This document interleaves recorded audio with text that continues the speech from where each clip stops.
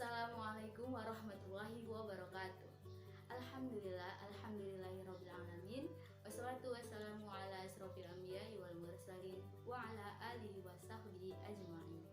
Saya sebagai moderator dari kelompok 6, yang dimana kami kelompok 6 akan membawakan materi yang berjudul Teknik Pengembangan Ekonomi Masyarakat Desa dengan mata kuliah Pembangunan Masyarakat Pedesaan yang diampu oleh Bapak Ismail SE ME.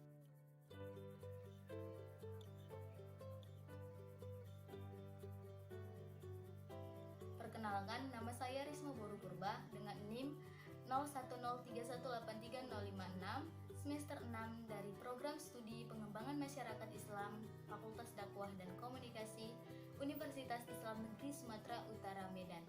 Di sini saya akan menjelaskan materi konsep teknik pengembangan ekonomi. Konsep teknik pengembangan ekonomi.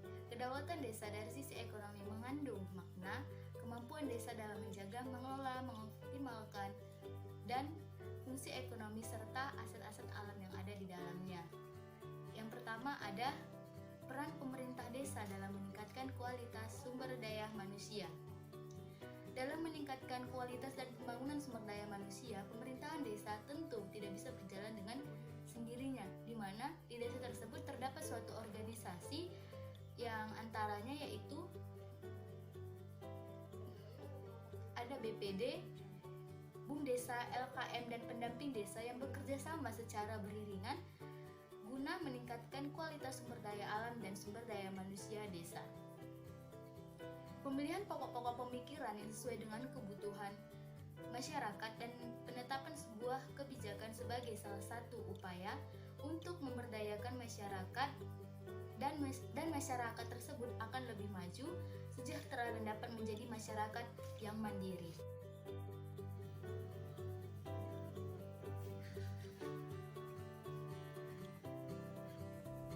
Perkenalkan, nama saya Sabila Zukrofi dengan NIM 0103183054 dengan program studi pengembangan masyarakat Islam, Fakultas Dakwah dan Komunikasi, Universitas Islam Negeri Sumatera Utara Medan. Saya akan menjelaskan teori tentang tujuan pengembangan ekonomi masyarakat desa. Tujuan pengembangan ekonomi masyarakat desa dapat diterapkan dengan pengembangan ekonomi lokal. Adapun tujuan jika diterapkan pengembangan ekonomi lokal yang difokuskan kepada yang pertama, meningkatkan pengembangan ekonomi daerah melalui proses pembangunan desa yang melibatkan pemerintah, dunia usaha, masyarakat desa, dan organisasi masyarakat. Yang kedua, ada membangun dan mengembangkan kerjasama yang baik antar pihak yang berkepentingan. Yang ketiga, ada meningkatkan pembangunan terkait dengan tersedianya sarana dan prasarana ekonomi daerah. Yang keempat, ada meningkatkan kualitas sumber daya manusia lokal dan mengembangkan UMKM lokal secara sistematik dan berkelanjutan. Yang kelima, ada meningkatkan pendapatan masyarakat lokal melalui pengurangan pengangguran dan penurunan kemiskinan.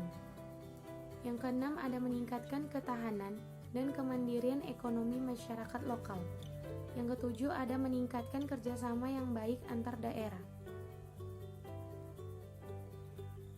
Tujuan pembangunan pedesaan dalam pengembangan ekonomi masyarakat desa jangka panjang adalah peningkatan kesejahteraan masyarakat pedesaan secara langsung, yaitu melalui peningkatan kesempatan kerja, kesempatan berusaha, dan pendapatan berdasarkan bina lingkungan. Sekian.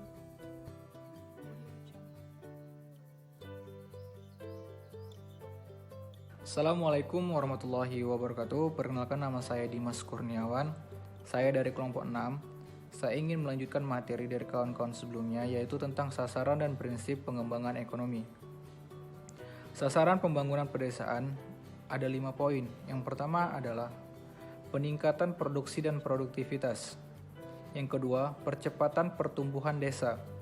Yang ketiga, peningkatan keterampilan dalam berproduksi dan pengembangan lapangan kerja dan lapangan usaha produktif. Yang keempat adalah meningkatnya prakarsa dan partisipasi masyarakat. Yang kelima yaitu perkuatan kelembagaan. Selanjutnya, prinsip pengembangan ekonomi. Ada beberapa prinsip pengembangan ekonomi. Yang pertama adalah transparansi atau keterbukaan, yaitu daya keterbukaan merupakan suatu hal yang wajib dalam unsur pemerintahan. Kenapa ini penting? Karena dengan adanya keterbukaan membuat masyarakat dalam sebuah kawasan menjadi dan paham akan suatu program. Yang kedua yaitu ada partisipatif. Partisipatif ini diharuskan peran serta dan partisipasi aktif dari seluruh elemen masyarakat desa untuk menjalankan program pembangunan ekonomi desa, sehingga tujuan yang ditentukan dapat tercapai bersama-sama. Gitu. Yang ketiga, dapat dinikmati masyarakat.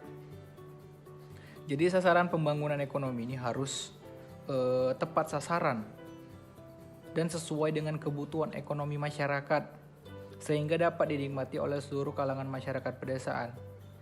Jadi sama-sama bekerja, hasilnya sama-sama dinikmati gitu. Yang keempat ada dipertanggungjawabkan. Ini sangat penting dalam pengembangan ekonomi desa. Proses perencanaan, pelaksanaan dan evaluasi yang sering dilakukan di desa itu, semua itu harus dipertanggungjawabkan. Dalam artian tidak ada terjadi penyimpanan atau penyimpangan dalam memilih pelaksanaan program. Warga desa harus memilih kader-kader seperti kepala desa, sekretaris desa atau hal sebagainya itu carilah orang yang benar-benar bisa bertanggung jawab. Karena untuk kedepannya kader-kader desa itulah yang memajukan desa itu.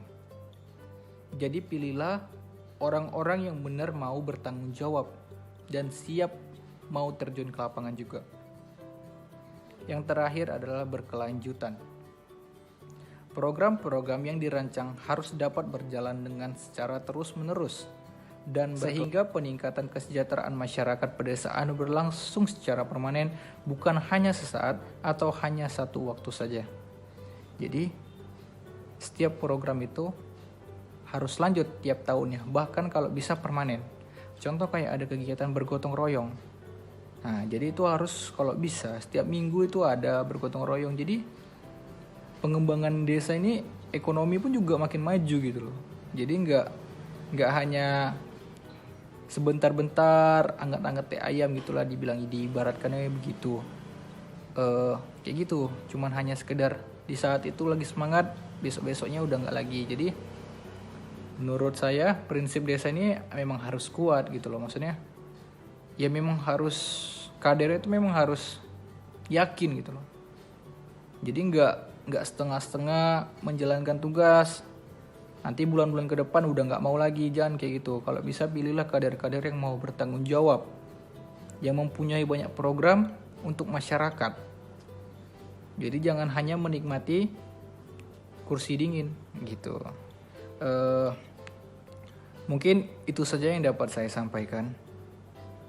Lebih dan kurangnya saya mohon maaf. Apabila ada kekurangan saya mohon maaf juga. Kepada Allah saya mohon ampun.